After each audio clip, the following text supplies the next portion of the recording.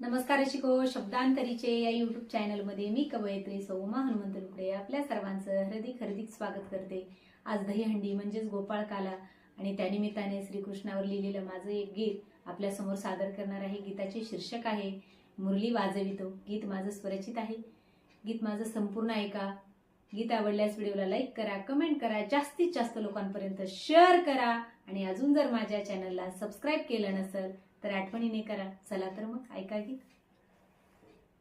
चला चला चला करू गोपाळकाला, चला चला चला करू गोपाळकाला, बाळ गोपाळ होऊया एक, मुरली वाजवितो यशोदा माईचा लेक, मुरली वाजवितो यशोदा माईचा लेक, वृंदावनात